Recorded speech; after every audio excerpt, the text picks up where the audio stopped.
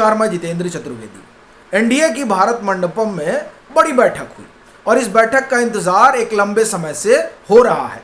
वो सभी लोग जो राजनीति में रुचि रखते हैं वो तो इसे देख ही रहे थे। पत्रकारों का काम है तो वो उस लिहाज से इस पर नज़र गड़ाए हुए थे, लेकिन उसके अलावा वो जिन्हें इस बात की आशा है कि वो मंत्री बन जाएंगे, उन्हें भी इस बैठक का बड़ी बेसब्री से इंतज़ार था, और जिन्हें आशंका है कि उनकी कुर्सी चली जाएगी वो भी टकटकी लगाए हुए हैं कि साहब क्या कुछ होगा। तो सवाल ये उठता है कि क्या हुआ बैठक में, ये हम लोग जानेंगे।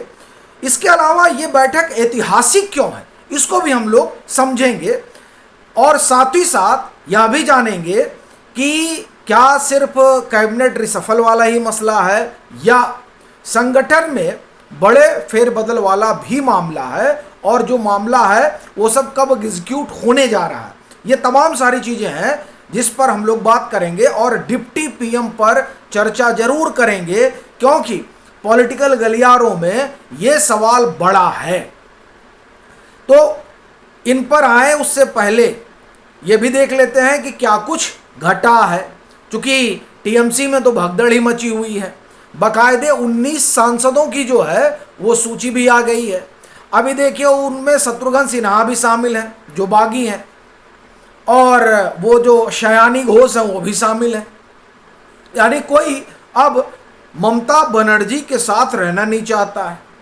ये साहब कहानी चल रही है, और ये कहानी इसलिए भी रोचक है क्योंकि प्रधानमंत्री नरेंद्र मोदी जब 2024 में चुनाव जीत कर आए थे तो राहुल गांधी जम्मू कश्मीर के चुनाव में बड़ा उछल उछल कर कह रहे थे कि देखिए 56 इंच के सीने को हमने 36 इंच का बना दिया। और आज ये स्थिति है कि राहुल गांधी सही मायने में कहीं मुंह दिखाने लायक नहीं है, क्योंकि जिसे वो 56 इंच का 36 इंच का कह रहे थे उस शख्स ने देखिए क्या कर दिया। उस शख्स ने इतिहास रच दिया, और इतिहास भी आप एक तरह से कहें कि जो आप जान रहे हैं वो तो है ही है कि प्रधानमंत्री के तौर पर एक लंबा कार्यकाल उनका रहा और उन्होंने नेहरू का रिकॉर्ड तोड़ा। लेकिन उससे बड़ी चीज आप देखिए कि ये पहले ऐसे शख्स हैं जो कमजोर हुए 2024 के लोकसभा चुनाव के नतीजों के बाद 240 सीट पर पहुंचे, और उनकी कमजोरी जनता को ठीक नहीं लगी। जनता आहत हो गई, और उसने हरियाणा में, आप सोचिए हरियाणा का चुनाव प्रचंड बहुमत मिला वहां बीजेपी को। इतना बड़ा बहुमत 2014 के विधानसभा चुनाव में भी हरियाणा में नहीं मिला था, जब प्रधानमंत्री नरेंद्र मोदी अपने, आप एक तरह से कहें कि लोकप्रियता की चरम पर थे, तब भी नहीं मिला था। लेकिन 2024 के हरियाणा विधानसभा चुनाव में जनता ने टूट कर रोक दिया। क्यों? क्योंकि वो आहत थे कि हमने 2024 के लोकसभा चुनाव में पीएम के साथ अन्याय किया। फिर पहुंच जाइए महाराष्ट्र में भी यही हुआ, जो 2014 में नहीं हुआ महाराष्ट्र में वो 2024 में हुआ। क्यों? आहत थे। बिहार में जाइए, जनता आहत थी कि नहीं हमको पीएम के साथ ऐसा नहीं करना था। पश्चिम बंगाल जाइए, यानी जिनको ये कह रहे थे कि हम 6 महीने में सरकार गिरा देंगे, और अभी पीछे कह रहे थे हम साल भर में सरकार गिरा देंगे, नरेंद्र मोदी का इस्तीफा हो जाएगा, ठीक है, उनका हालत देखिए क्या हो गया है। आज उनकी हालत ये हो गई है कि जिस व्यक्ति को वो 6 महीने और साल भर में हटाने की बात कर रहे थे, वो व्यक्ति आज के दौर में पिछले 2 सालों में सबसे ताकतवर राजनेता बनकर उभरे हैं। वो ताकतवर हैं, लेकिन जब जनाधार घटा तो ये माना गया कि कमजोर हो गए। तो अब देखिए अब किस प्रचंड बहुमत के साथ वो 4 राज्यों में, यही नहीं टीएमसी अकेली नहीं है जिनके सांसद जो है भागने को तैयार है। महाराष्ट्र में भी ऐसे 17-18 सांसद हैं जो भागने को तैयार हैं। उत्तर प्रदेश में भी विपक्ष में ऐसे सांसद हैं जो भागने को तैयार हैं। यानी जो प्रधानमंत्री नरेंद्र मोदी 240 सीटें जीते थे 2024 के लोकसभा चुनाव में, उस शख्स के साथ जुड़ने के लिए आज आप एक तरह से कहें कि 60-70 से ज़्यादा सांसद तैयार खड़े हैं कि हम इनके साथ जुड़ना चाहते हैं। ये हुआ है। ये असल में आप एक तरह से कहें कि ये बड़ा ऐतिहासिक है कि जिस प्रधानमंत्री को लेकर राहुल गांधी उल जलूल बात कर रहे थे, उन प्रधानमंत्री पर जनता ने कैसा भरोसा दिखाया और राहुल गांधी को कैसा नकारा। आप बिहार देखिए, आप हरियाणा देखिए, आप महाराष्ट्र देखिए, आप पश्चिम बंगाल देखिए, तब आप समझिए कि जो हो रहा है वो कितनी बड़ी घटना है।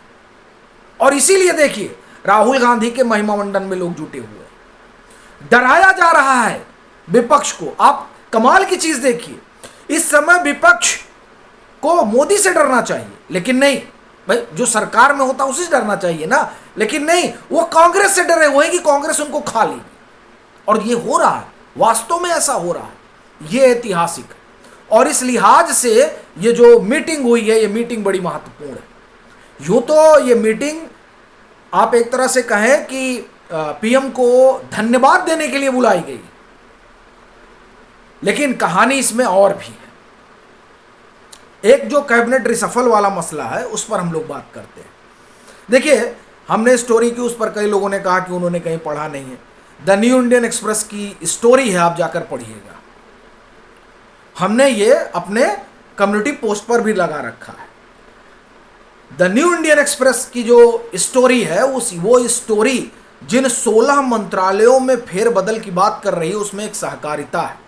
और चूंकि सहकारिता मंत्रालय में फेरबदल की बात है, इसलिए यह निष्कर्ष निकालना स्वाभाविक है कि अमित शाह को डिप्टी पीएम बनाया जा रहा है। इसलिए मैं इसको कह रहा हूं क्योंकि अमित शाह जो है वो गृह मंत्रालय के साथ साथ सहकारिता मंत्रालय भी देख रहे हैं।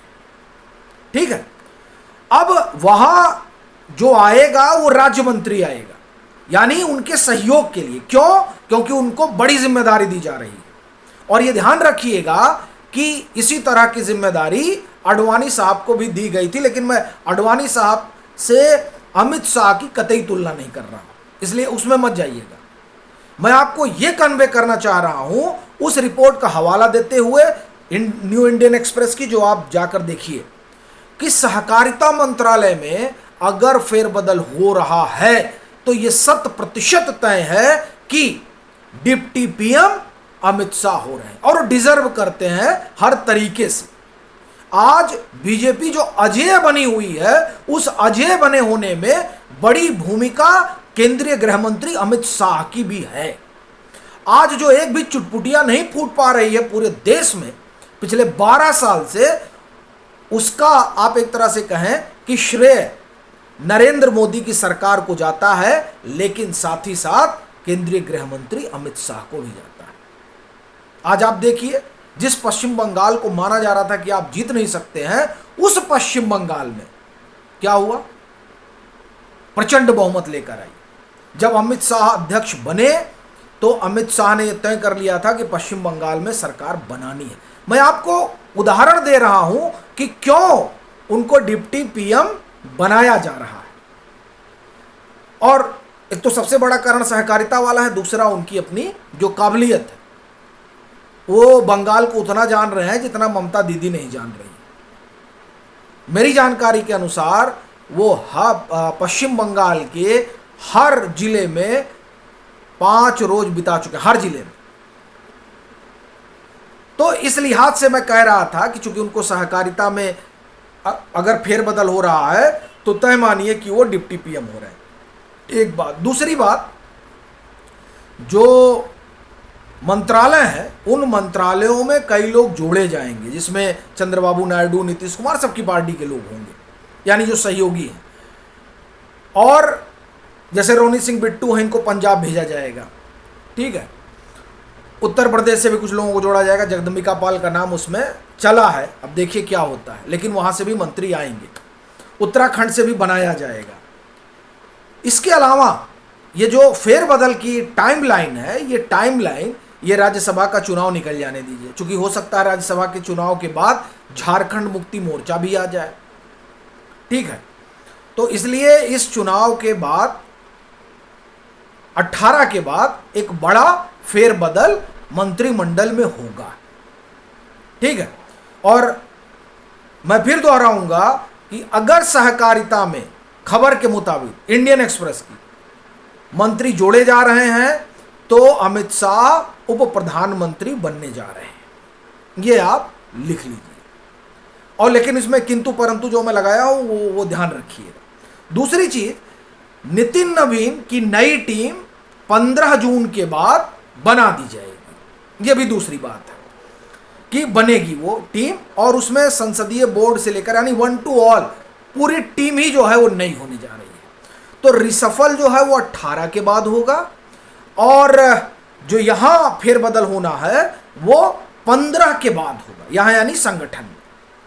सुनील बंसल को इनाम मिल सकता है, और चर्चा है कि बीएल संतोष की जगह वो ले सकते हैं, ठीक है सर।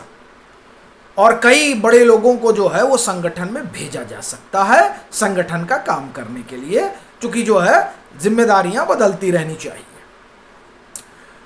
एक बड़ी बात यह है कि जो बीजेपी के तमाम मोर्चे हैं उन मोर्चों से भी लाकर लोगों को मंत्री बनाया जाएगा, और जो संगठन में बदलाव होगा उस संगठन के बदलाव में सामाजिक समीकरण का पूरा ध्यान रखा जाएगा, और इसी तरह से मोदी कैबिनेट के रिसफल वाले मसले में भी सामाजिक समीकरण का पूरा ख्याल रखा जाएगा। तो कुल मिलाकर ये जो एनडीए की बैठक है वो बैठक धन्यवाद के साथ ही साथ ये तमाम जो फेरबदल है इस फेरबदल का भी एक खाका खींचने वाली मीटिंग है। बाकी आप लोगों की क्या राय है जरूर साझा करिए।